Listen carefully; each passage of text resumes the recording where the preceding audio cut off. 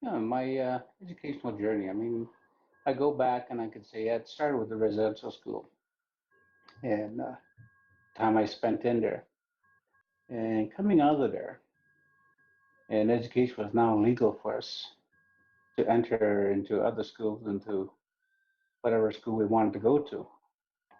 And there was myself and four other relatives of mine that were actually sent off to Fort Macleod, the first five Indigenous students to go into an all-white school at the time to see how that would work.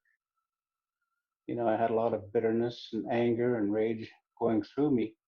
That time I thought, I'm going to grab this education because I want to use it as a weapon to get even, you know.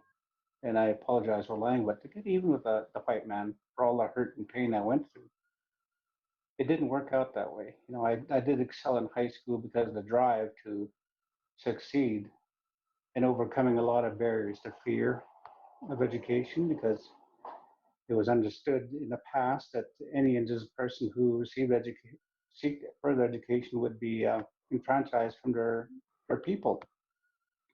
And that was a driving force that still exists to some level subliminally amongst the nations that school is dangerous because if you go too far, you know, you could lose your rights, you know, more harm will come to our people. And that was a big thing back then. But I was bound and determined that I was going to succeed. And I did excel, winning an award throughout my high school years. And I went straight to post secondary. But by that time, I was really confused. I was anger right raging through me. My rage was there. My hate was there. And I went to post secondary, taking up business administration in Lethbridge Community College. And so as I went through that, I mean, I went for the first year, but my life was going to take a dark turn. And it was you know, sadly enough, I took that dark turn, went down that journey of alcohol and drugs and high risk behaviors because, in a sense, I wanted to die. And then I went on a journey. I left, headed south into the United States, trying to escape what I'd gone through, and went through a journey, a healing journey by advice of elders that were not from my nation, but told me I need to go back to my people, to my culture, which I had not forgotten the language. And I went back on that journey to reconnect. And I went back in 1980. I decided, well, okay, I'm going to complete my education. I tried once with child and youth care, and I thought, no, that's what Canada always wanted us to be social workers of some type. So then I tried law, and at that time I realized I could get a law degree down here in the United States, but they're not going to recognize in Canada. And that was that hard to change. So I let that go after 1 year and came up in 1980, went back to Lethbridge, and I completed my post-secondary education in business.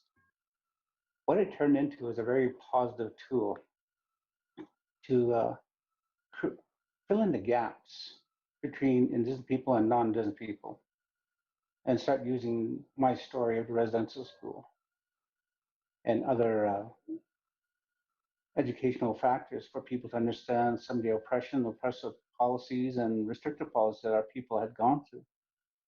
And that took me on a long journey, you know, coming through that process.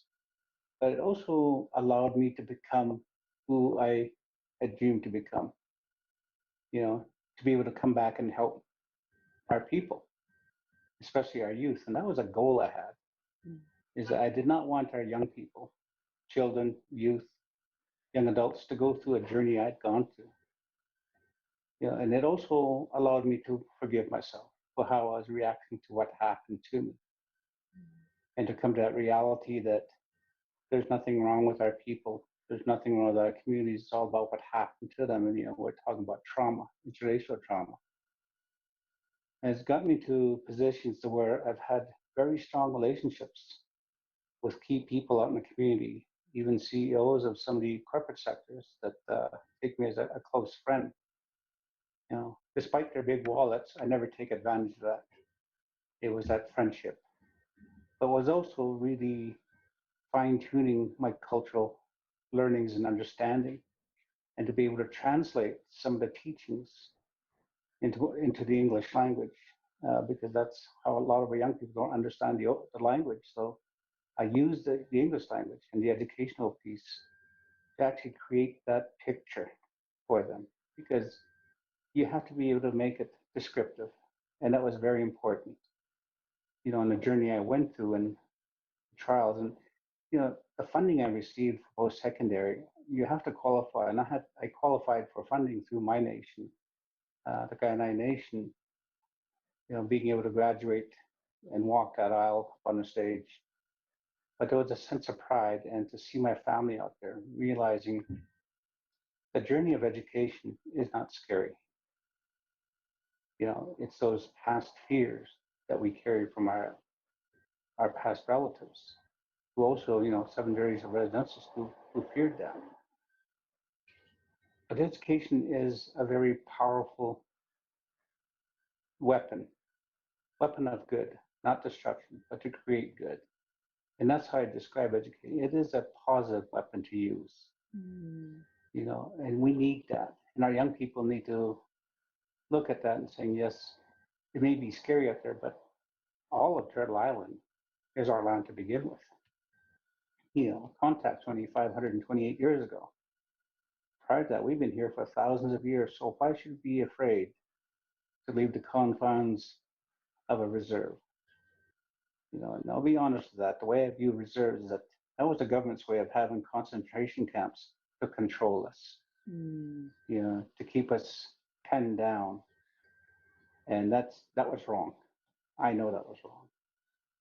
So today, when I speak to young people, I often talk about this land here that we're on. This is our land. We belong to the land, and land belongs to us. But always remember, we don't own anything like that.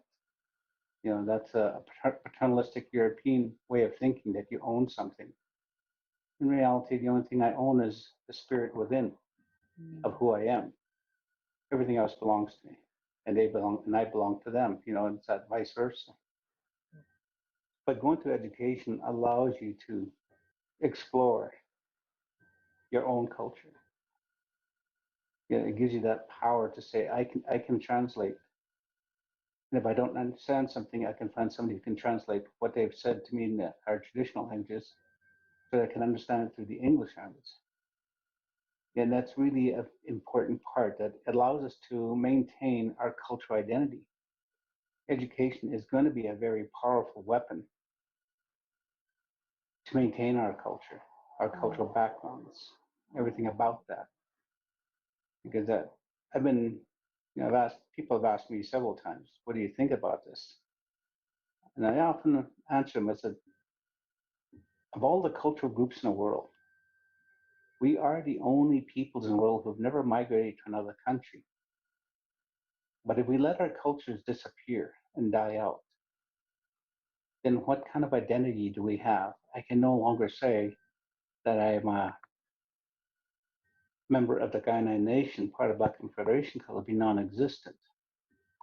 There'll be no practice of spiritual practices, ceremonies, powwows, and we really wouldn't fit anywhere. You can't really consider yourself and saying, well, I'm Blackfoot, I'm Cree, or Haida Gwaii, or anything like that, because they wouldn't be non-existent. And I think if anything, we'd become barcodes with a code number, and that's what we are. These are the coded people, and that's about it. And I really can't afford to see that happen for our generations ahead of us. And it is going to take true warriors to stand up and take education by the hand, and going through the educational factor and receiving your degrees and diplomas and whatever course you take. Those become your shield. The education is your spear, and that's what's going to guide you, to guide your people to become strong again and to become proud of what we are. We're not just Indigenous people. We're not just Native or Aboriginal or Indian. We have respective nations. I often say I am a member of the Blood Tribe. I am a Blackfoot of the Blackfoot Federation. That's what I am. And that's our truest apart because in our true languages, when you really understand the languages and you really capture education, you start realizing that the terms of Indian, Native, Aboriginal, and Indigenous are government terminologies because they don't know how to identify us. And yet we know in our hearts what we are. And it's through education that you find the greatest rewards. Yes, challenges are there, but warriors, as we all are, have been raised to take on the challenges and never to give up. In Blackwood, we say, "It doesn't mean try hard, because we don't have a term about trying in any languages. What it does mean is to give and do your best. And the story of the buffalo is a part of that whole story why, you know, like the coining of the phrase that education is the new buffalo. And there's stories around what we do. When I look at that and I say, the buffalo is one of only two animals in the world who would turn and walk back into a winter storm. And that's how we are because we follow the buffalo. The buffalo provided our people with food, clothing, shelter, tools, and weapons. We used all the parts of the buffalo, and that's what it represented to us. In education today provides food, clothing, shelter, tools, and weapons. Weapons to create good, not of destruction. So it parallels that. So the term education is the new buffalo is what we look at. It is the new buffalo. And it takes strong warriors to overcome their fears, to take the challenge. Yes, the funding challenge is going to be one of the factors. Not all nations are able to fund all their young students into post-secondary, but there are options to go through. But we should never give up because that's what the buffalo tells us. We never give up. It turns into that storm. Yes, at the beginning, shaking, afraid, seeing some of the animals running from the storm, others standing stationary, not moving. And the wisdom buffalo realized if I run from the storm, I'm only going to prolong the storm. It'll just take that much longer. If I stand still and do nothing, I may freeze to death and go nowhere. That's when he turns that deepening snow in his head low and he starts walking into that deepening snow. But he starts building up self-confidence, self-acceptance, self-worth. It begins to raise self-esteem and it raises the head, starts running into the storm. After he builds up momentum and really gets to a point where he's whole with himself, he then charges into that storm. And he breaks through the storm on the other side, breaks 4 large leaps on the other side of the storm. Our family and friends waiting. The skies are clear, the grass is green, the waters are blue, the birds are singing.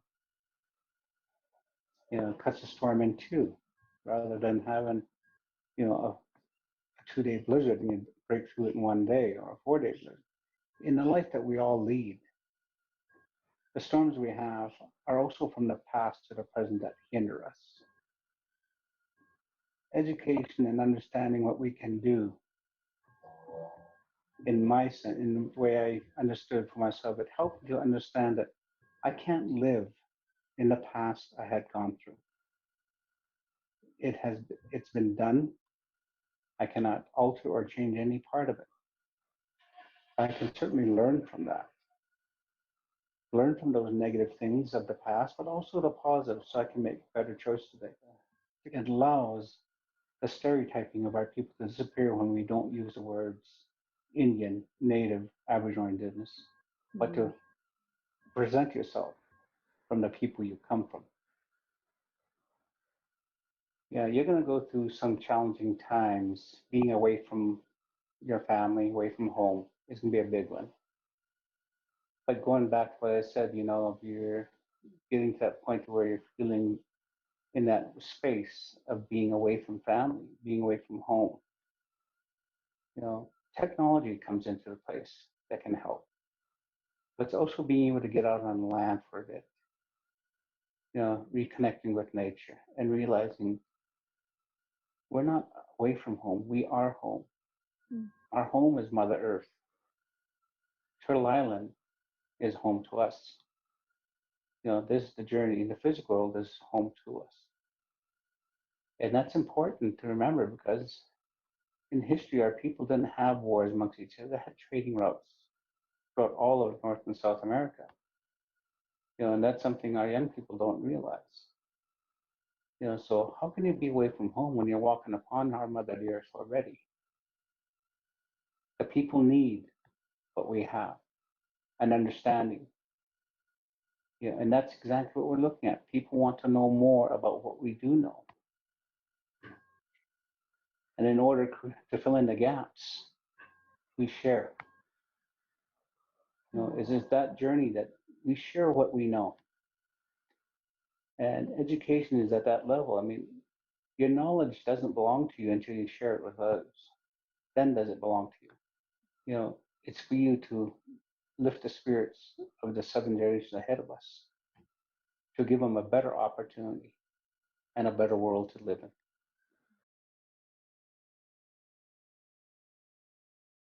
Stand strong, be true, walk your truth, and share only your truth, not what you don't know. But the transformation of who I was to who I am today, one of the weapons was education, and it still is.